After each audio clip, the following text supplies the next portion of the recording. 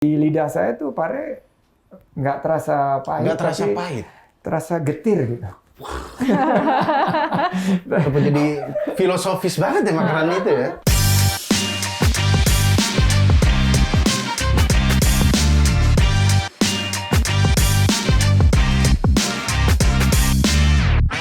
Selamat datang di podcast Wonderful Indonesia. Semua ada di Indonesia.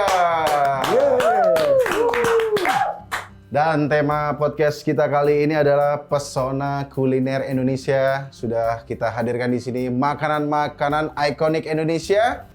Yang pertama ada paling depan itu adalah soto. Yang sebelah ini ada nasi goreng dan juga ada gado-gado. Ada rendang dan ada sate dan juga ada makanan-makanan. Ini adalah salah satunya makanan kesukaan Mas Sandi.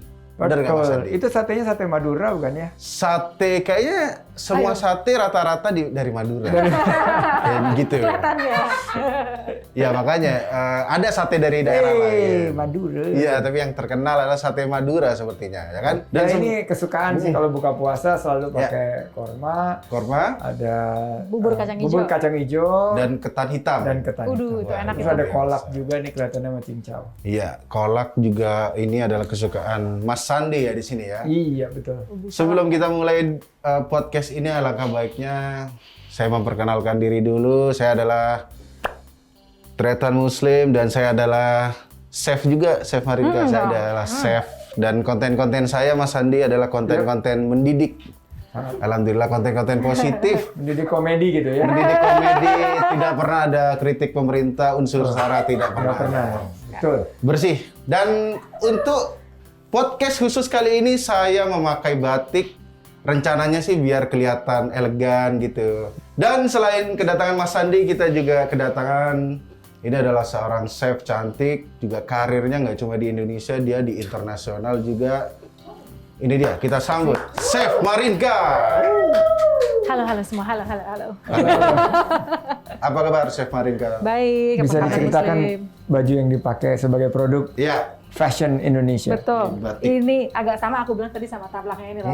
Tadi, cuman aku suka banget ini ikat dari Sumba. iya, tapi bagus juga ya masak tapi pakai baju batik ya. Iya ada keinginan sih sebetulnya siapa tahu ke depan baju chef yang bagus-bagus itu bisa Iya, dipadu-padankan sama Motif batik motif gitu ya. batik. Aku pernah kok bikin motif dulu. tenun. Jadi kayak kerahnya gitu pakai batik, tapi yang lainnya tetap baju chef gitu. Keren banget. Iya.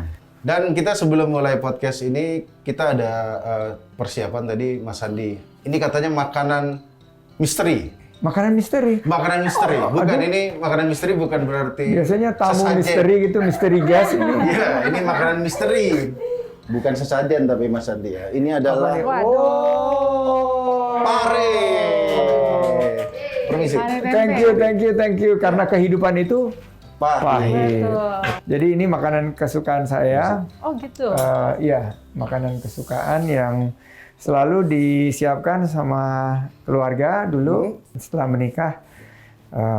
Istri saya juga selalu ngingetin yang di dapur untuk paling tidak seminggu sekali ada sajian sayur pare ini. Oh, sayur Kadang-kadang pare. sama ikan teri, kadang-kadang sama tempe, kadang-kadang juga polos aja gitu. Polos saja pare Polos ya? aja, polos. Tapi kan pare ini pahit. Kenapa Mas Sandi suka gitu? Mas? Dari kecil terbiasa gitu dan di lidah saya tuh pare nggak terasa pahit, Nggak terasa tapi pahit. terasa getir gitu. Apa jadi filosofis banget ya makanan itu ya? Pare ini ya selain daripada kandungan nutrisi dan juga saya dulu paling takut kan digigit nyamuk. Terus orang tua selalu bilang itu karena kalau darahnya manis banyak makan gula itu nyamuk seneng banget. Iya, itu benar. Jadi dulu jadi supaya kita nggak digigit nyamuk karena kita tinggalnya di Sumatera waktu itu nyamuknya galak-galak dan gede-gede. Jadi biasa dari kecil disiapin makan pare. Pare. Katanya kalau darahnya pahit, Nggak digigit nyamuk. nggak digigit nyamuk. Katanya ternyata digigit nyamuk juga. Tapi kita sebelum mulai biasanya ada pantun dulu Mas Andi, ya kan? Pantun. Berbuat baik adalah kewajiban bagi manusia Cakep. agar menjadi pahala yang bersifat kekal. Cakep. Ayo cintai makanan Indonesia. Cakep. biar makanan Indonesia semakin dikenal. Weh, Ke Danau Toba makan nasi goreng arsik, cakep, melihat pemandangan dalam rangka bertamasya. cakep, Yuk ngobrol makanan yang asik-asik. cakep. Yakin dan pasti kudapan kita akan mendunia. Wes. Negara kepulauan di Katulistiwa. Cakep. Itu Indonesia, negara yang bineka tunggal ika. Cakep. Mau ngobrolin kekayaan kuliner kita yang istimewa? Cakep. Tambah asik ngobrol bersama Chef Marinka. Yeay, saya kasih. Chef Marinka pantun bahasa Prancis. Ya betul. Ini pantunnya ya. Si Aditya dari luar kelihatan alim. Cakep. Jangan besar tiang daripada pasak. Sik asik. Ada tretan muslim. Gimana? Udah jago masak? Iya. Pantun tapi nantang saya. Pertanyaan buat Chef Marinka nih. Chef Marinka kan udah lama menjadi chef. Ini mungkin pertanyaan yang titipan banyak orang nih. Apa itu? Bubur itu harusnya diaduk apa nggak diaduk? Ada yang tim ngaduk? Di Indonesia itu banyak perpecahan, salah satunya gara-gara tim bubur diaduk dan tidak diaduk. Nggak ada tim yang beli sih, pokoknya mereka berdebat aja gitu. Debat Kalau aja. Chef Marinka sebagai chef, bubur harusnya diaduk atau nggak diaduk? Nggak ada yang bener, nggak ada yang salah. Nggak ada yang Tergantung bener. siapa yang sukanya kayak gimana makannya. Kalau aku sih tim tidak diaduk. Tidak diaduk. diaduk. Oh gitu ya. Kenapa tuh? Mas Andi? Kalau Mas Tidak Sandi diaduk. gimana? Diaduk. Tidak diaduk. Tidak diaduk. Tidak diaduk. Ya, biar saja mengaduk sendiri di perut. Sudah terjawab ya teman-teman. Ini banyak titipan soalnya kita nih terpecah gara-gara banyak hal. Salah satunya tim bubur ini ya kan. Kalau Chef Marinka nih, misalnya dalam hidup hanya boleh memilih satu makanan, kira-kira makanan apa? Makanan favorit apa yang akan Chef Marinka pilih dan akan makan itu terus? Misalnya. Itu agak susah ya. Agak susah Gimana ya? coba tuh? Enak-enaknya makanan pasti pengen coba yang lain kan? Iya, iya. Cuma nih, kalau misalnya boleh pilih cuma satu aja, tiap hari makan itu aja. Aku pilihnya makan nasi panas. Nasi panas pakai bawang goreng yang banyak, lalu pakai pecel sambal kacang, pakai peye, pakai empal gepuk, sama telur bacem. Oke lah, itu tiap hari nggak apa-apa. Tiap hari itu nggak Tiap apa-apa hari. ya? Dan sambal yang pedes. Dan sambal yang pedas. Itu karena memang suka pecel atau karena sehat atau gimana tuh, Chef? Karena itu kombinasinya ada semua, ada telurnya, ada proteinnya juga daging, lalu ada nasinya yang enak, lalu ada sayuran. Jadi komplit gitu, tiap hari sehat toh. Kombinasinya itu ya, sangat beda dengan anak kosan, Chef. Kalau anak kosan nasi mie instan. Itu bukan prinsip hidup karena memang tidak ada pilihan kalau anak kosan ya. Kalau Mas Sandi sendiri kalau di Indonesia makanan yang paling berkesan apa kira-kira? Selain tadi bubur ketan hitam, itu ada nggak makanan yang paling berkesan? Indonesia itu kaya banget ya Iya. sama kekayaan dari segi produk-produk kulinernya. Benar. Masing-masing daerah itu punya keunggulan dari Sabang sampai Merauke dan Iya. saya udah berkeliling di Indonesia, saya menemukan tiap-tiap daerah itu punya keunggulan yang sangat unik. Ya. Dan kalau kita lihat Danau Toba kan tadi saya udah bilang akan ada ikan mas arsik. Kalau kita lihat di Borobudur, kalau Jogja kan pasti gudeg gitu. Jogja. Dan kalau di Sumatera Barat, saya baru pulang dari Sumatera Barat, pastinya rendang. Tapi ini ada 5 ya, soto, nasi goreng, gado-gado, rendang, dan sate. Ini 5 yang sudah ditetapkan oleh Kemenparekraf di 2014 menjadi ikon Ikon betul, jadi ikon. makanan Indonesia. Dan rendang ini sudah terpilih menjadi salah satu makanan terpopuler versi beberapa institusi dan entitas asing. Jadi kalau kita lihat 5 ikon kuliner Indonesia ini bisa merepresentasikan salah satu kekayaan yang kita miliki, yaitu yang kembali ke nature and culture. Jadi alam dan budaya Indonesia. Kita sangat kaya dengan bumbu-bumbu kan, dengan rempah-rempah. Malah kita sekarang ada satu gerakan, yaitu gerakan Bangga Buatan Indonesia, dan kalau diturunkan itu adalah gerakan Spice Up the World. Jadi Indonesia Spice Up the World.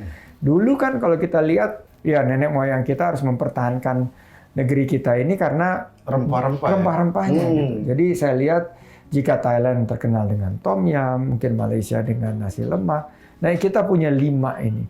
Dan kalau diperes lagi sampai 1, kita memilih untuk World Expo di Dubai itu kita kembalikan rendang sebagai lokomotif kita yang akan menarik gerbong-gerbong produk-produk ekonomi kreatif kita.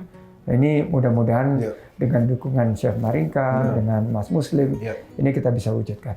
Ya, Amin. tentu saja sepertinya memang rendang memang cocok untuk mewakili Indonesia. Waktu itu aja Gordon Ramsay ke Indonesia, dia masaknya rendang. Betul. Dan kebetulan waktu itu saya pernah sekolah di luar negeri. Dan rendang ini selain daripada enak rasanya, juga buat para mahasiswa gitu relatif mudah membuatnya dan bisa disimpan keep lama ya, gitu betul. loh. Bisa dimasukin lemari es, diangetin Disimpan lagi. ya. Dan di inovasi terbaru, kemarin saya ke sentra industri kecil menengah di Payakumbuh, ada rendang yang produksi baru ini bisa sampai 2 tahun. 2 tahun? 2 tahun. Jadi tanpa mengurangi nutrisi dan kelezatannya. Jadi ini merupakan salah satu pengembangan teknologi dan inovasi untuk kuliner-kuliner khas Indonesia. Wow. Luar biasa sekali ya. Luar biasa banget. Rendang, memang mantap rendangnya. Itu sistem preservasinya kayaknya yang bisa bikin tahan lama terus dan makin panasin makin enak kan, makin enak gitu. Tapi tolong buat nasi-nasi Padang yang jualan, tolong katanya sering ketuker itu rendang sama lengkuas katanya. Katanya gitu, orang makan ternyata lengkuas. Soalnya rendang nggak pakai lengkuas ya, Chef. Iya, kadang gedean lengkuasnya daripada dagingnya soalnya ya kan. Nah sekarang kalau dari Chef Marinka sendiri nih, selama menjadi chef udah keliling Indonesia, udah internasional juga, kalau makanan yang paling unik yang pernah dicicipin apa Chef kira-kira Chef? Makanan yang paling unik itu mungkin yang dari timur ya. Jadi aku pernah waktu itu ke Raja Ampat. Jadi kita harus mencicipi ini cacing laut. Jadi cacing laut. Cacing laut. Untung cacing lautnya dimasaknya pakai kari. Jadi masih nggak berasa banget. Nah cacing lautnya itu diasepin dulu. Jadi nggak benar-benar mentah, diasepin. Jadi benar-benar chewy dan keras banget gitu. Lalu dimasaknya pakai kari. Itu salah satu makanan yang paling unik lumayan. Bentuknya gimana cacing laut? Maksudnya kayak belut atau kecil-kecil? Panjang, tipis, dan masih ada garis-garisnya gitu. Jadi bayangin tuh. Seperti fear factor ya ternyata ya. Kalau Mas Andi sendiri pernah makanan unik apa kira-kira yang atau ke arah ekstrim ya selain unik ya mungkin ya? Daerah asal ayah saya di Sulawesi itu ada ikan nike itu yang ikan nike ya kecil gitu, yang nggak dipancing tapi jaring gitu. Jaringnya, jadi itu disajikan juga sangat unik ya. Terus kalau di beberapa daerah kan belut ya. Belut ada yang makan belut. Disajikan dan sangat tasty. Banyak sekali kuliner-kuliner yang cukup unik dan eksotik di Indonesia, mulai dari Sumatera sampai kalau ke Papua itu papeda ya, makan papeda ya. Makan pakai saus kuning itu menurut saya juga sangat unik gitu ya. Unik. Ikan kuah kuning. Kita makan nggak di sendok, nggak dikunyah tapi disedot gitu. Lengket semua. Iya, diseruput. Makan tapi diseruput gitu. Iya. Dari Banyuwangi. Iya. Soto dicampur soto pecel. Oh iya, itu saya juga pecel. ada nyoba soto pecel itu fusion. Gimana tuh Mas Andi? Tabrakan. Lumayan. Gimana rasanya? Tapi taste bud saya, lidah saya itu bisa bedain mana yang pecel, mana yang soto gitu. Kalau dari chef sendiri nemuin fusion kayak gitu? Ini kan gimana fusion kan sebetulnya ya pokoknya itu sama Indonesia gitu. Kalau menurut aku banyak banget ya makanan yang magical rasanya itu gara-gara justru karena accident. Gara-gara accident misalnya ketumpahan kayak ketumpahan gitu misalnya. Contohnya ada roti nggak sengaja ketumpahan nih di kuah daging. Akhirnya mereka jadi jualannya roti kuah daging gitu. Iya, pakai dagingnya gitu. Atau aku yakin itu eksperimental banget sih dari kecelakaan ya katanya ya. Kecelakaan atau eksperimen. Jadi buat teman-teman yang punya restoran kalau mau nemuin menu-menu baru coba aja ditumpah-tumpahin apa yang di situ ya kan.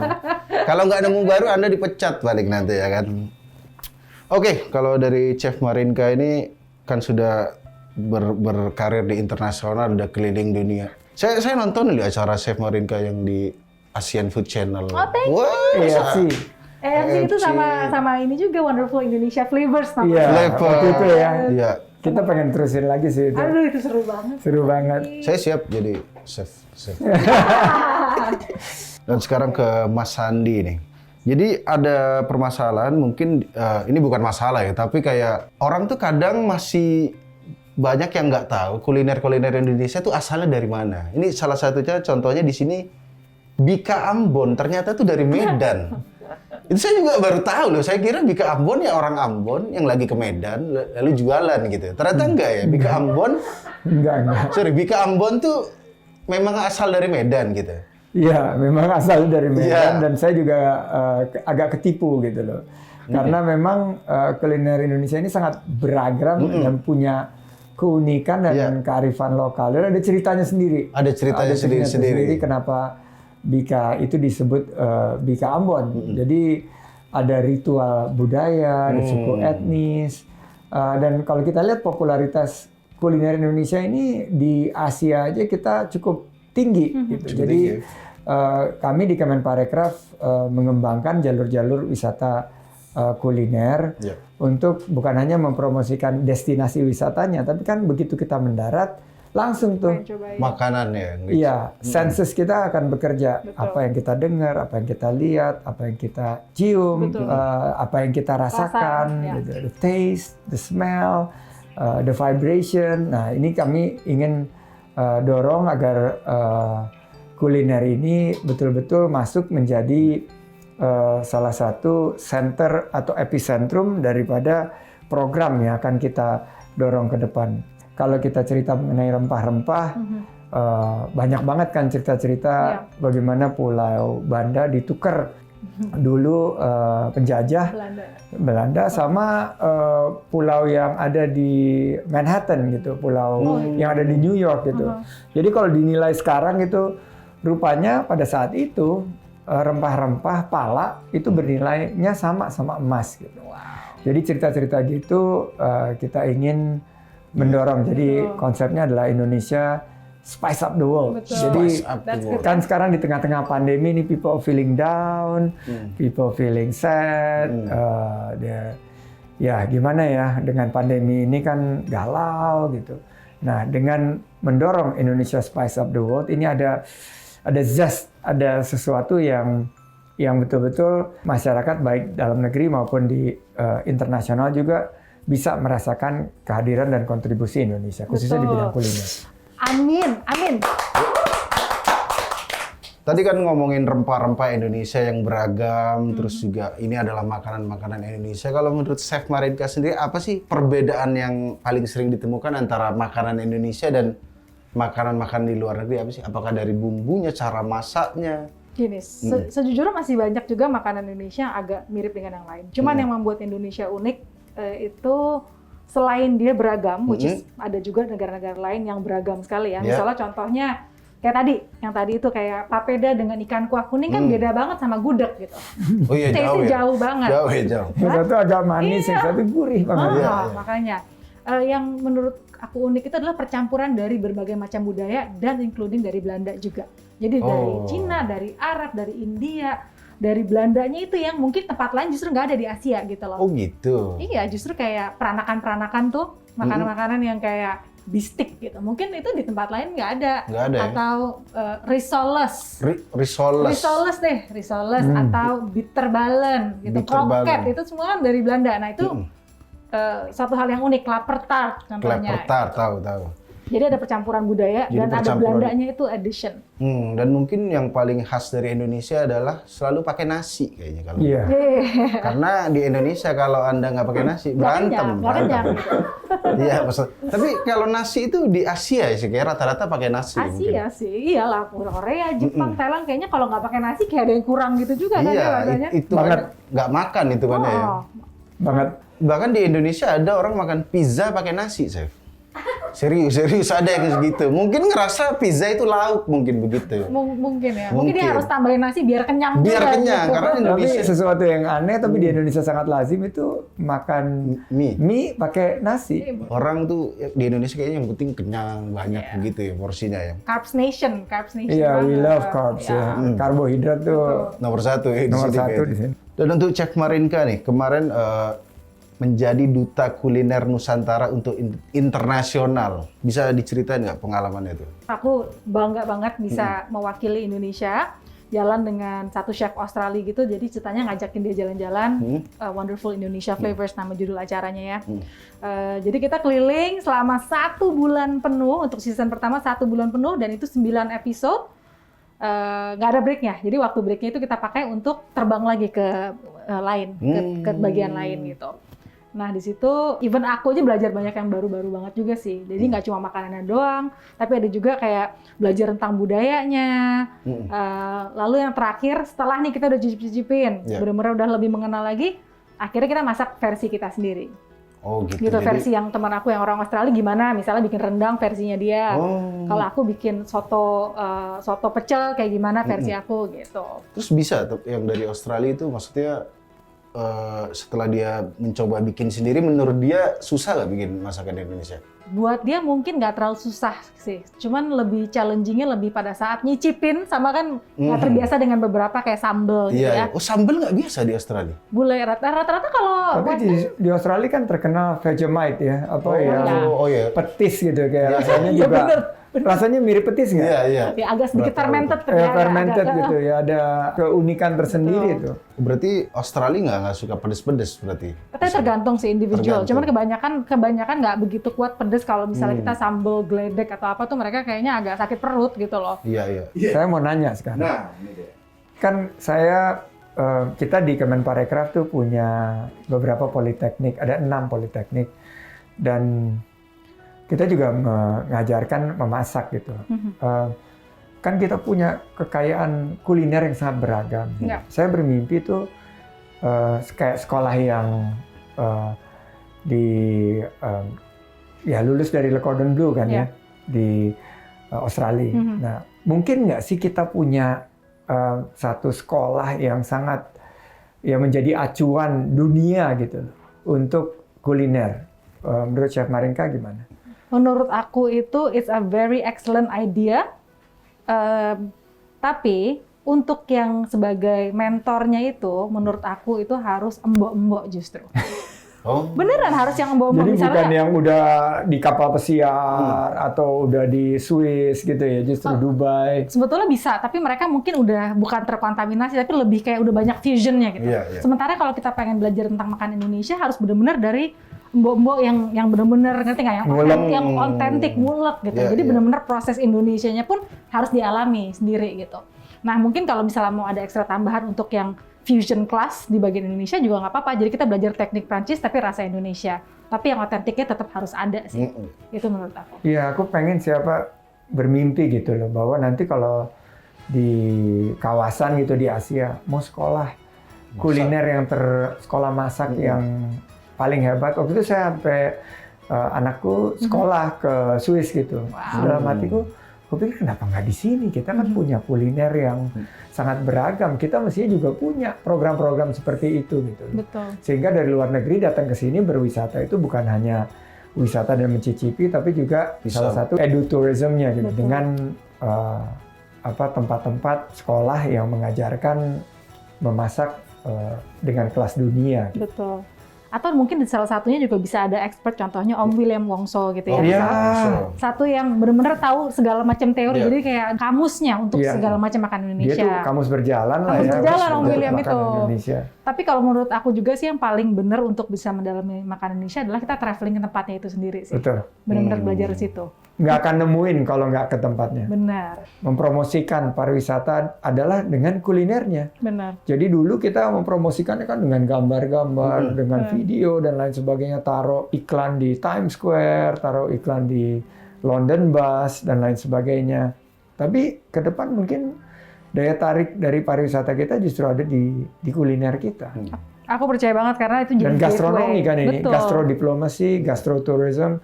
Dan ini yang kita lagi kerjakan bersama-sama secara Indonesia Incorporated. Ya. Kita mau diaspora kita di luar negeri, restoran-restoran Indonesia di luar negeri, nanti akan mulai diberikan insentif, diberikan satu program secara masif.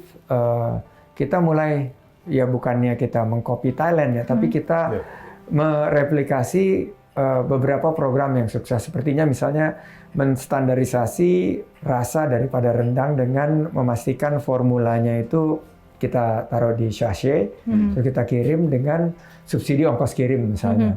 Dan dengan begitu bisa tuh kita dapat satu peningkatan skala dari restoran-restoran Indonesia dan keberlanjutannya juga bisa dijaga. Jadi kalau chefnya berganti, tetap ada ininya, kecuali mereka punya menu khusus gitu. Iya. Tapi kalau yang menu-menu andalan, ini kan 5 menu andalan nih, sotonya kayak gini, nasi gorengnya seperti ini, gado-gado, rendang. Ini 5 ini udah kita fokusin aja dengan kalau misalnya diperas sampai 1, spice of the world-nya itu adalah di rendang. Betul. Di rendang ya. Mungkin juga ya.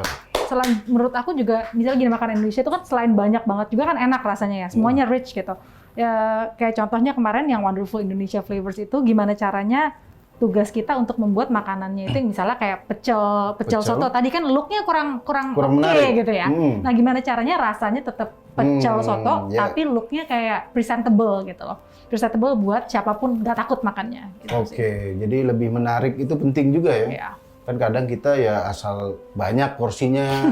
Sebetulnya makin jelek makin enak, kayak gado-gado kan dicampur tuh udah nggak enak. Makin enak justru sebetulnya. Ini teori baru ya, semakin nggak jelas penampilan semakin enak. Atau dia nggak bisa masak jangan-jangan ya kan. Ketoprak gitu kan. Ketoprak, diaduk-aduk, nggak jelas malah enak kadang-kadang ya. Daripada di plating.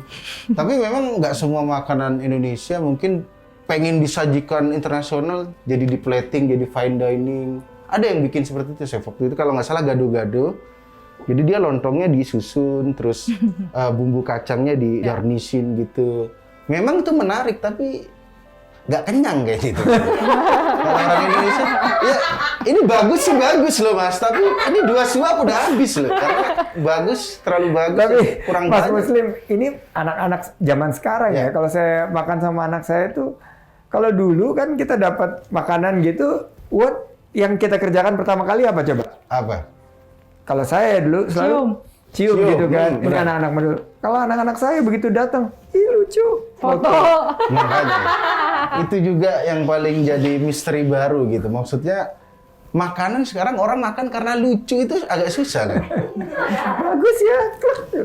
Iya. Jadi karena Posting terus, penampilannya. gimana tuh? Terus komen nggak diceritain rasanya, tapi bentuknya itu chef. Iya. Kadang teman saya waktu itu saya diajak, ayo kita makan nasi goreng Hello Kitty. Memang nasi goreng dibentuk Hello Kitty, tapi ya nggak ada perbedaan gitu, hanya nasi goreng dijadiin Hello Kitty. Mungkin itu juga Itu namanya marketingnya bagus. Iya, nilai tambahnya dapat. nilai tambah. Oke, kalau gitu untuk Mas Sandi ini pertanyaan selanjutnya nih. Siap. Apakah sektor kuliner bisa jadi salah satu alasan terkuat pariwisata Indonesia bisa bangkit lagi nih after pandemi ini, Mas Sandi? Bisa banget. Justru tadi yang saya bilang bahwa kalau kita melihat kuliner kita optimis. Yakin sekali bahwa pariwisata dan ekonomi kreatif secara keseluruhan itu akan bangkit. Salah satunya ditopang oleh budaya, alam, dan sejarah. Sehingga kuliner kita ini punya dua-duanya. Budayanya ada, alamnya ada dari bumi Indonesia, dan sejarahnya ada. Makanya saya selalu bilang, kalau pariwisata mau bangkit itu harus ada storynomics. Ada story dan economics-nya. Storynomics itu bermula dari storytelling.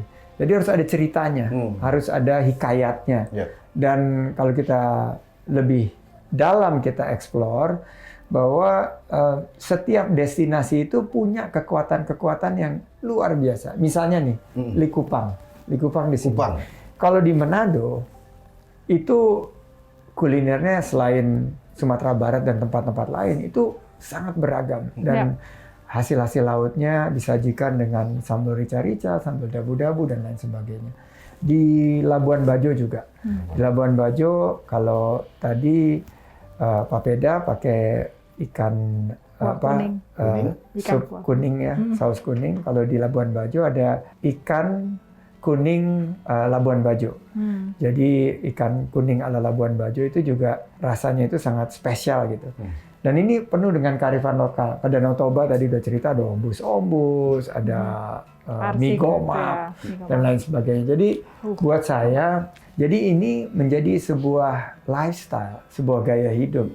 Yuk kita lihat bagaimana berwisata itu mulai daya tariknya itu dari kuliner. Dan sekarang semakin ke sini, kuliner-kuliner kita ini semakin sehat. Karena gaya hidup sehat ini kan anak-anak Iya, anak zaman muda. sekarang ini sangat memperhatikan gitu bagaimana produk-produknya organik dan melibatkan social impact yang besar. Betul. Berarti UMKM lokal lah yang harus kita angkat dengan harga yang relatif terjangkau. Betul.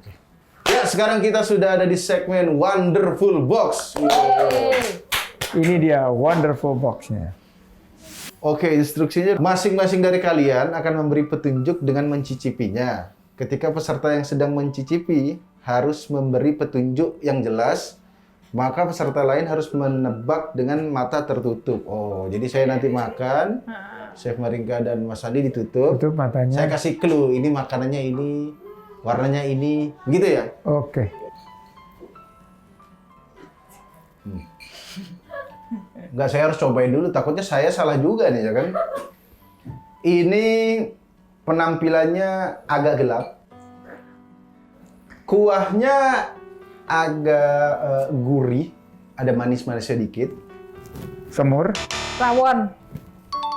Ya, benar! Chef Marinka rawon. Gelap. Tadi aku makan rawon. Sekarang saya. Oh, agak beda ya. Oke lah. Ini Oke.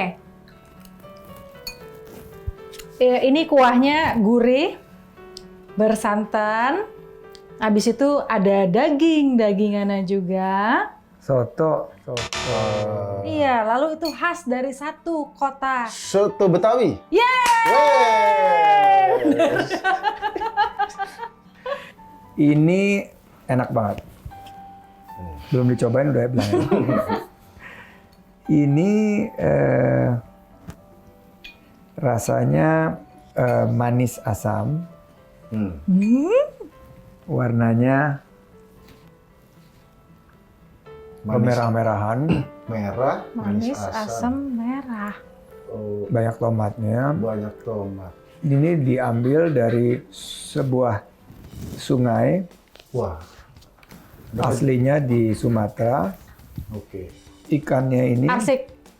bukan. Bukan. Bukan. Bukan lah. Ikannya ini banyak lemaknya. Dan sekarang udah dibudidayakan. Kuliner favorit kalau kita ke Riau. Riau. Sop ikan merah Batam. Iya benar, udah hampir dekat. Ikannya ikan apa? Sop ikan patin. Bukan? Yeay! Benar banget. Sop ikan patin. Tutup Tutup mata. mata lagi. Oke. Ini adalah makanan terakhir yang akan kita tebak. Gokil, saya melawan chef asli loh. Saya ini Oke. chef gadungan loh. Ngawur. Biasa dimakan untuk kadang-kadang berbuka puasa, kadang-kadang dessert. Ini di Betawi juga ada. Dia warnanya putih. Bubur ayam Bukan. Ngawur. Es teler? Bukan. di Betawi. Es bubur. Bukan. Bukan. Ini nggak ada Asongan, dinding-dindingnya. pedagang asongan yang jual Nggak ada. Biasanya restoran dia berwarnanya putih, putih. terus manis. Bubur sumsum. Benar. Benar. Kok tahu chef Marinka? Warnanya Emang putih, tapi manis. Putih manis, bubur sumsum. Dan tadi tempat. Dan pemenangnya adalah chef Marinka. Yeay. Welcome, kelihatannya kontrak Wonderful Indonesia Saya tunggu. flavor ini prospeknya cukup cerah ke depan. Lanjut lagi ya dari dua Amin. tebakan tadi ya. Cukup cerah, tapi masih harus melewati beberapa Berapa tes rangkaian lagi? podcast berikutnya. Dan kalau tadi kan ada makanan khas sumsum, kayaknya bubur sumsum khas Ramadan juga ya. Iya, bubur sumsum Ramadan, tapi kayaknya di khas beberapa daerah gitu memang sangat dominan bubur sumsum. Seperti kalau di Makassar ya. di Makassar. Terus Makassar.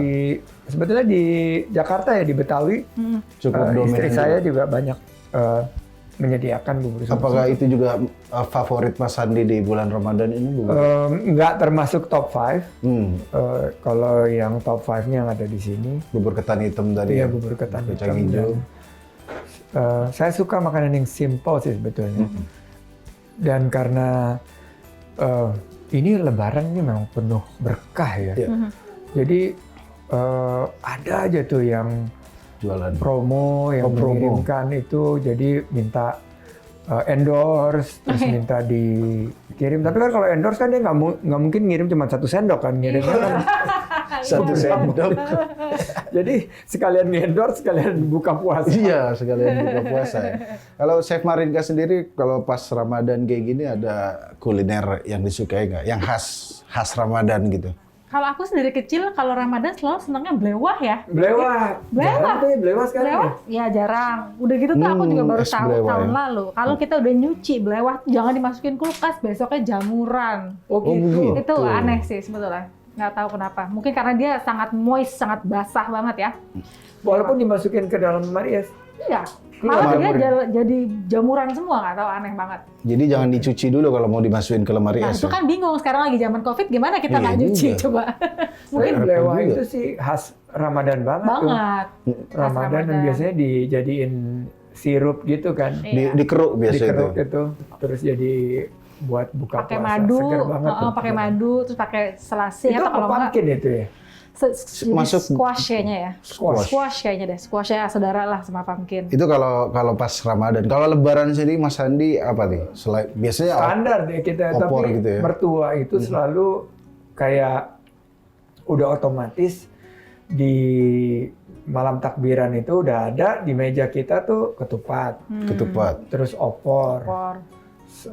Lodeh. Kalau di Betawi ya lodeh, tapi kalau di Betawi itu ada semurnya tapi semur kebo.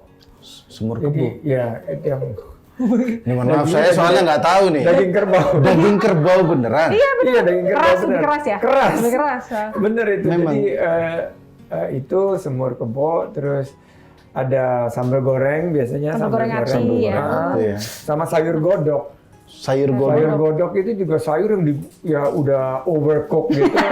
Tapi enak banget gitu.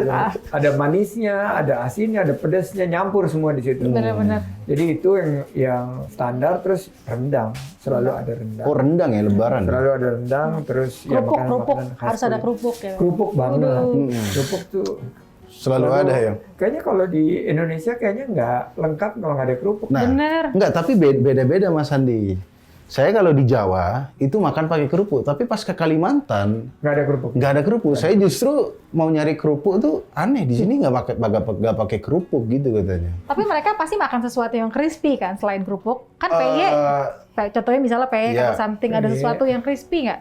Iya mungkin selain gantinya kerupuk ada yang pakai peye mungkin, tapi waktu Keripik itu mungkin. di Samarinda Balikpapan tuh jarang yang pakai kerupuk sih. Jadi Iya, agak- di Jawa sih kayaknya yang Agak paling unik tuh karena kalau di Jawa sampai selalu ada. sampai ke Sumatera Barat itu kita lihat yang sanjay sanjay itu keripik pedas itu kan Iya, aduh. crispy banget. Iya, betul. Saya malah ada temen satu dia dari Jawa Barat ya, tapi dia nggak akan bisa makan kalau nggak ada yang crispy. Crispy. Oh, ya. gitu. Kayak ada yang kurang sih. Jadi kalau waktu lagi sekolah di luar itu kan nggak ada kerupuk. Gimana tuh? Dia tukernya pakai potato chips. Pakai chips lah Pakai ya. chips, jadi harus ada kruk. Benar, benar. Harus ada teksturnya gitu ya? Iya, itu karena di Indonesia katanya. Benar emang kita kayak aku aja ngerasa kalau nggak ada yang crispy kayak ada yang kurang gitu loh. Tapi kalau di Australia sendiri kerupuk umum nggak kerupuk? Well- yang tentunya nggak ada yang di bahari gitu, nggak ada yang di box kerupuk. Namanya- Ada yang dalam kaleng. Nggak ada dalam kaleng, Nggak ada yang nganter gitu. Tapi yang di Australia itu kan dekat sama Indonesia. Jadi Iya. even mereka tuh ada namanya Kampung Melayu gitu Oh, loh ada di Sydney. Kampung Jadi Melayu. makanan Indonesia enak-enak, supermarketnya juga cukup komplit. Jadi kita kalau mau ada kerupuk sih tinggal beli sebetulnya. Oh, Cuman ada. kalau sampai worst come to worst ya udah makannya potato chips atau kalau nggak soya crisp. Iya, pokoknya ganti-gantiin yang tekstur crispy. teksturnya beda tapi ya. Kalau of Chef course. Marinka sendiri kalau Lebaran biasanya ya mungkin ya standar opor ayam atau ada keunikan tersendiri makanan lain selain opor ayam. Kadang-kadang mama aku tuh udah pasti selalu juga masak di rumah.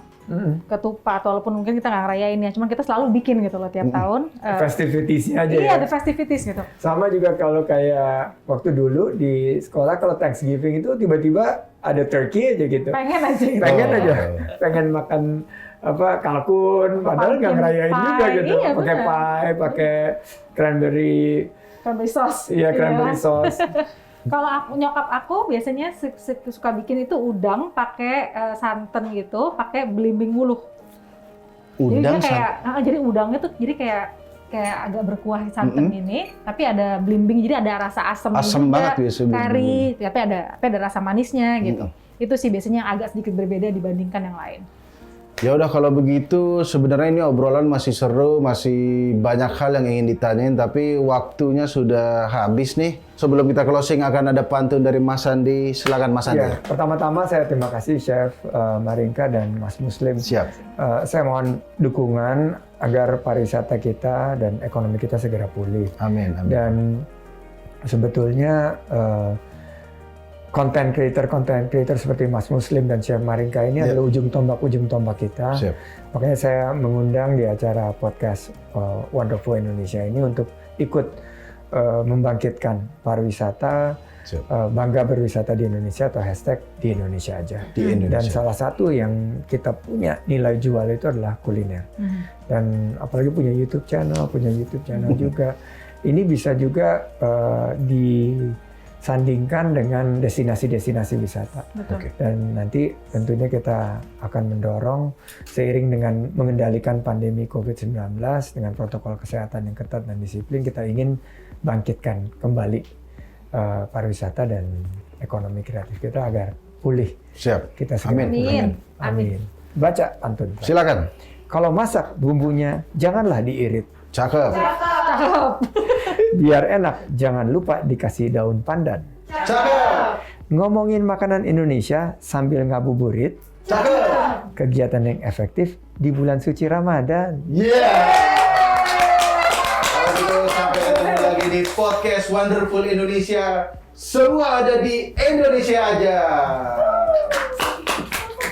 Foto-foto terakhir. Kita harus foto-foto